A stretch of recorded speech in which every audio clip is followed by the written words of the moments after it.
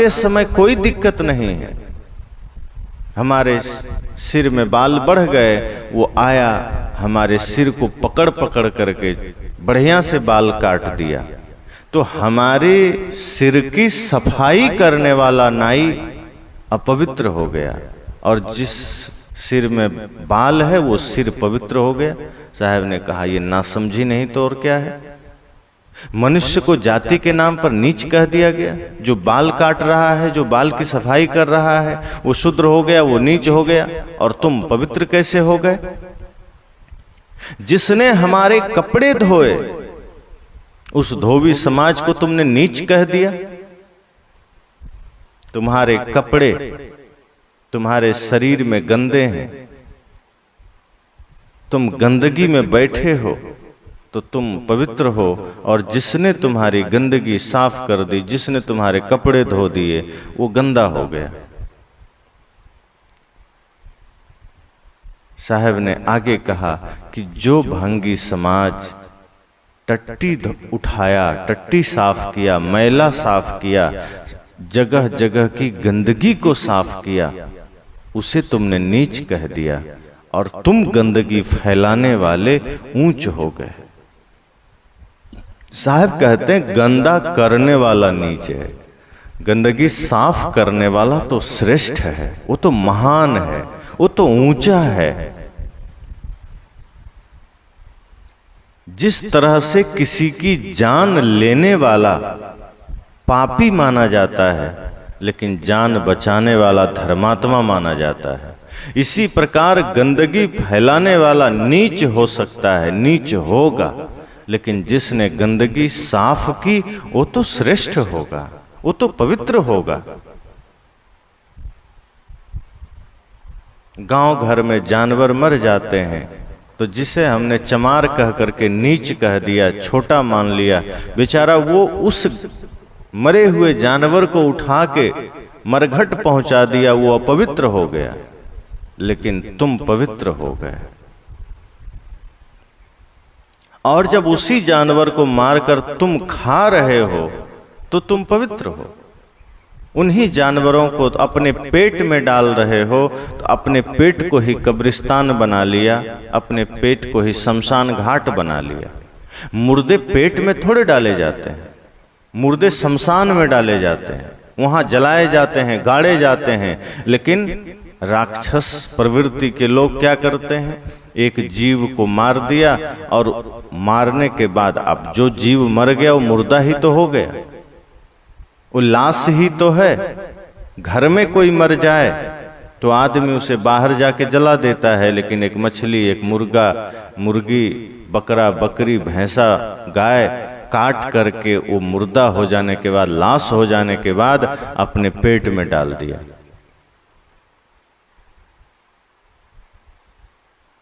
राजेंद्र प्रसाद जी से किसी ने कहा था कि आप मांस नहीं खाते। उन्होंने कहा कि मेरा पेट कोई शमशान घाट थोड़े है जो मैं इन मुर्दों को खाऊं, लेकिन हम खाए चले जा रहे हैं, हम पवित्र हो गए। तो जिस व्यक्ति को हमने नीच कहा वो समाज के सारे उत्तम कार्य कर रहा है।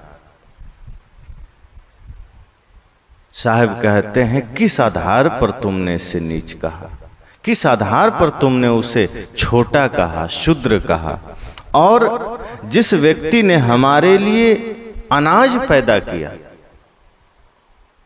खेत से अनाज उपजा करके उसको फ्रेश करके उसने हमारे घर तक पहुंचा दिया, वो व्यक्ति अछूत हो गया।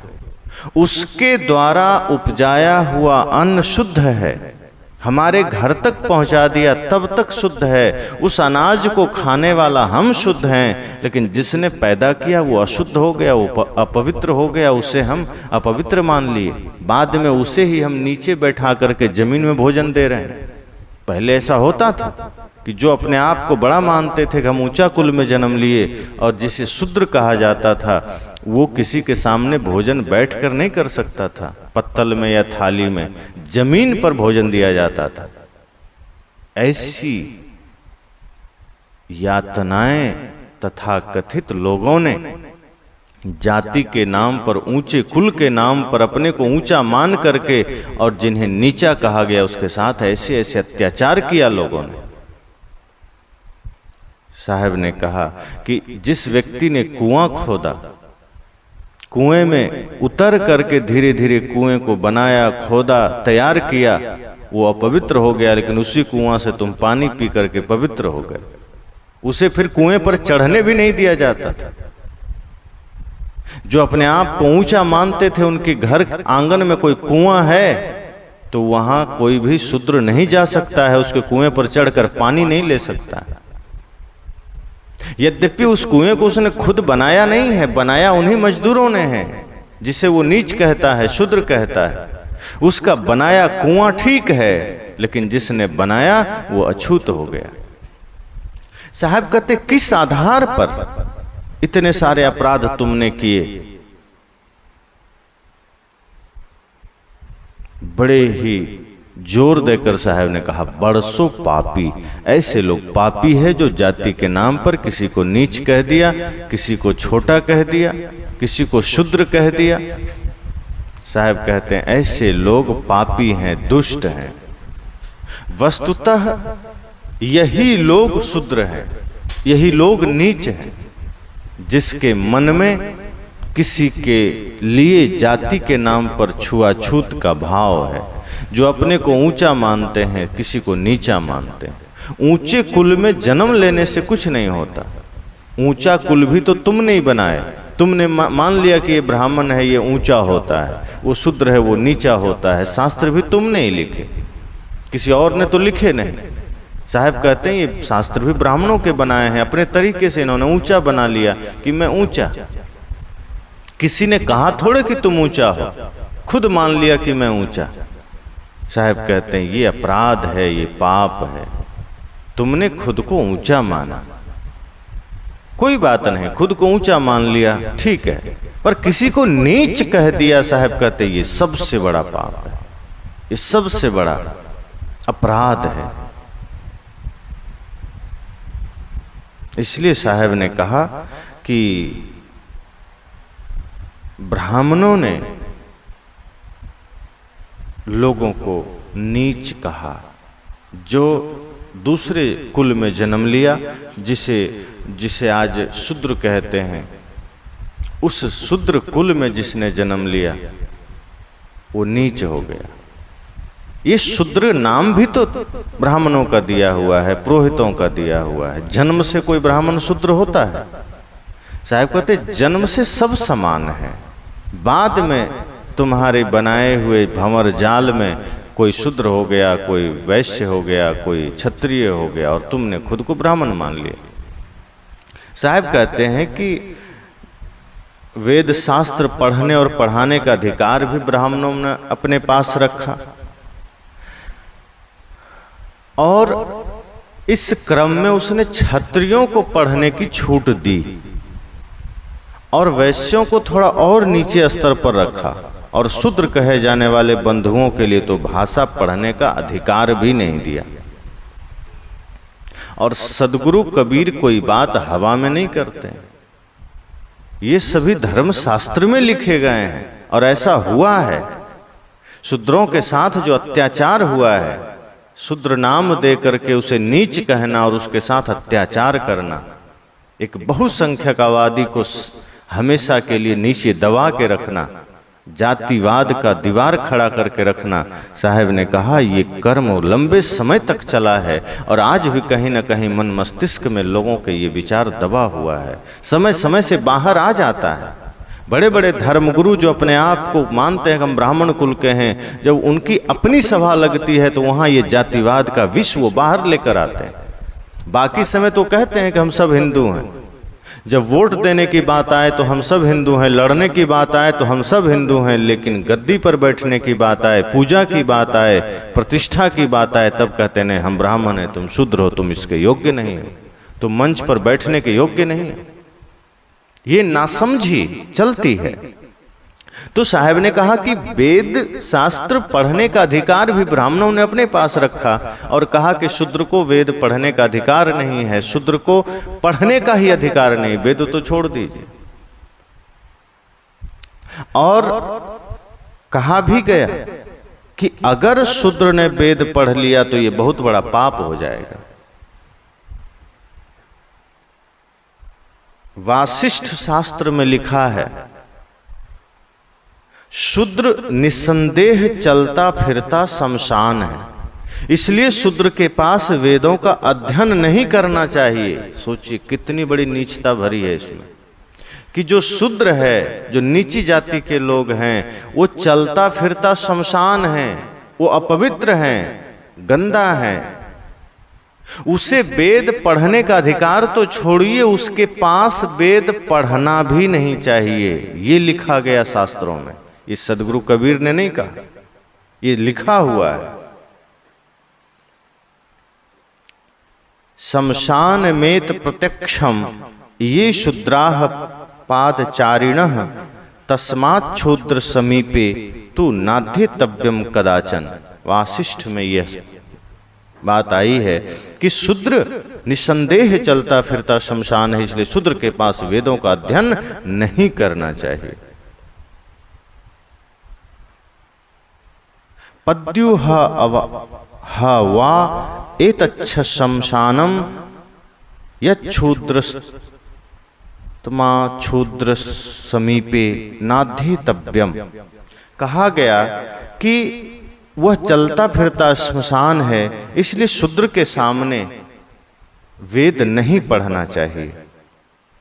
आगे लिखा गया, शूद्र यदि निकट आकर वेद सुन ले तो क्या करना है।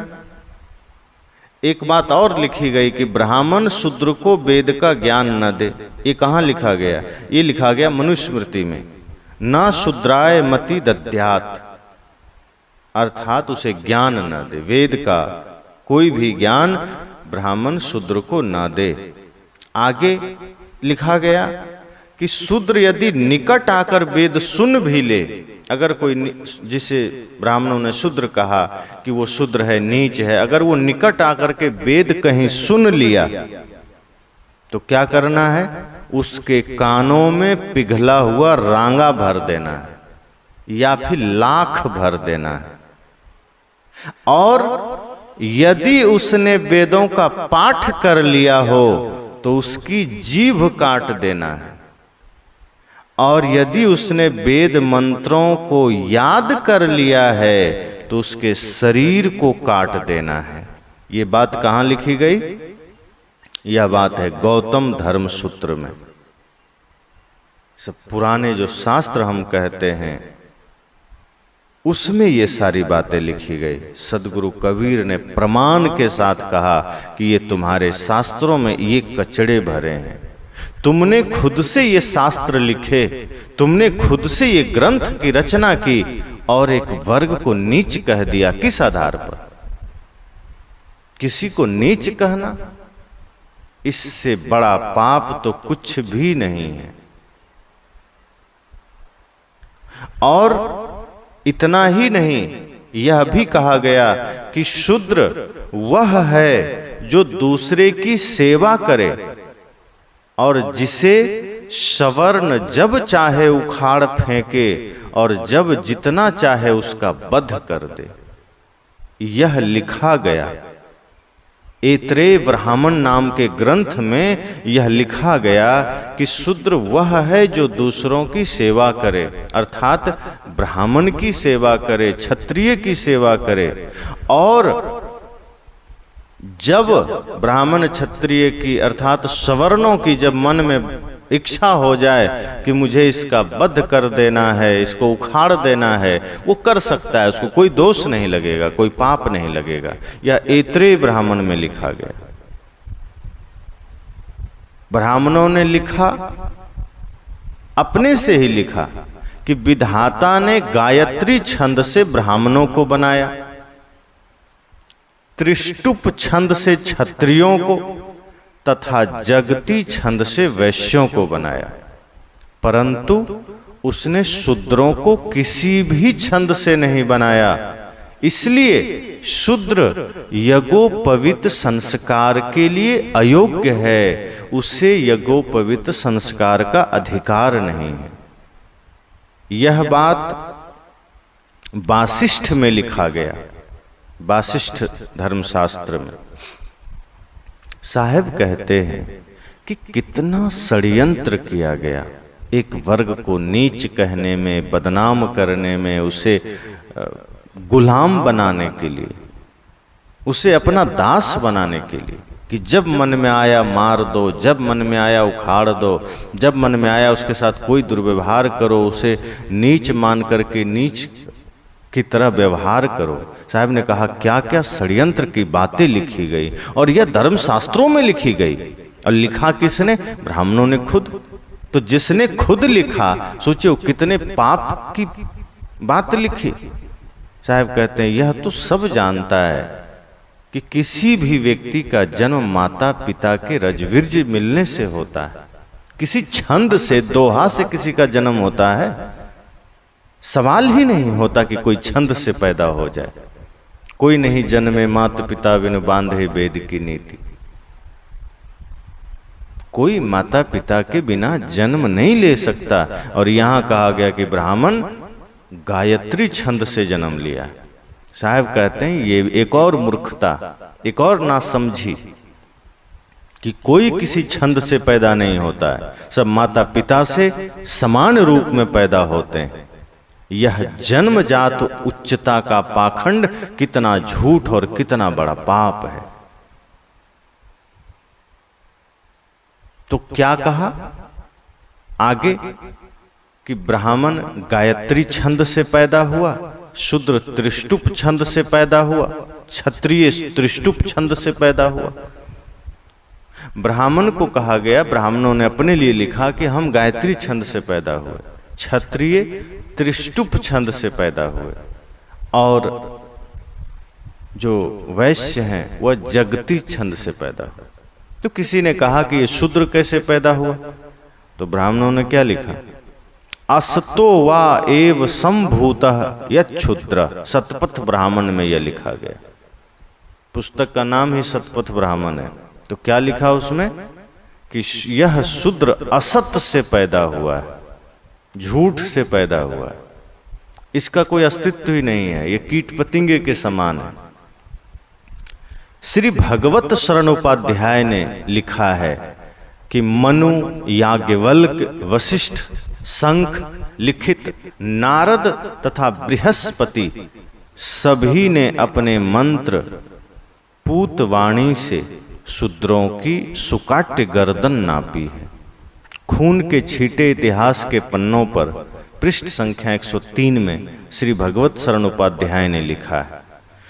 उन्होंने लिखा है कि यह विचारणीय विषय है कि भेदभाव ग्रस्त पंडितों ने मनु, याज्ञवल्क्य आदि के नाम से अनेक विषमता भरी वाणियां लिखी है, परंतु नाम बदनाम होते हैं मनु आदि के।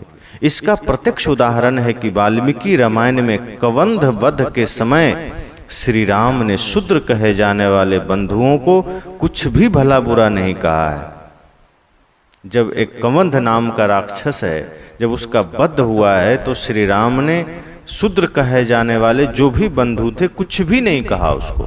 लेकिन गोस्वामी तुलसीदास जी के मन में ऐसी बातें थी, इसलिए उन्होंने राम जी के मुख से कवंध के सामने कहलवा दिया कि सापत ताड़त पुरुष कहंता, विप्र पूज्य अस गावहि संता।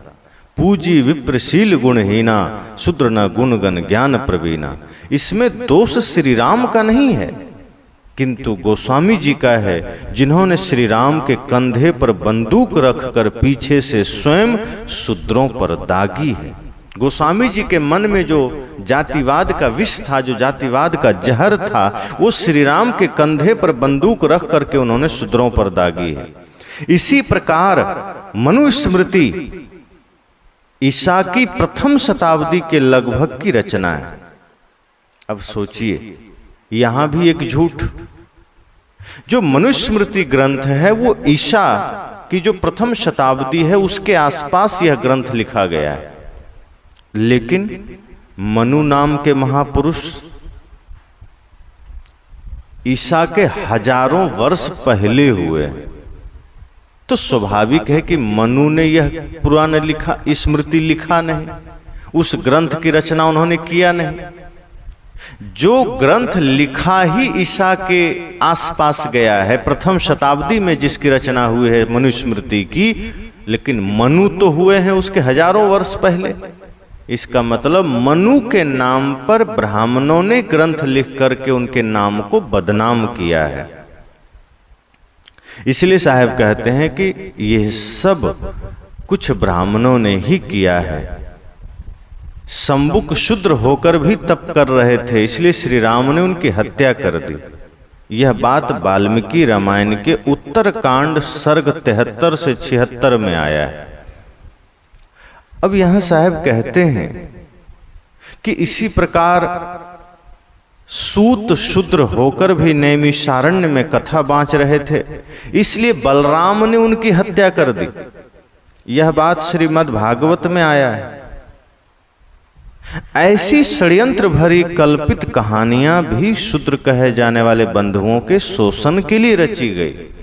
ऐसी कहानियां इसलिए रची गई ताकि कोई दूसरा शूद्र कुल का व्यक्ति धर्म की उपासना ना कर सके, सत्य की उपासना ना कर सके, सत्य मार्ग पर ना चल सके, तपस्या ना कर सके, ध्यान ना कर सके, सत्संग ना कर सके, ज्ञान अर्जन ना कर सके। उसको डराने के लिए कि अगर तुमने तपस्या कर ली, अगर तुमने कथा बांच लिया, तो भी भगवान आकर तुम्हें मार देंगे, क्योंकि भगवान नहीं चाहते कि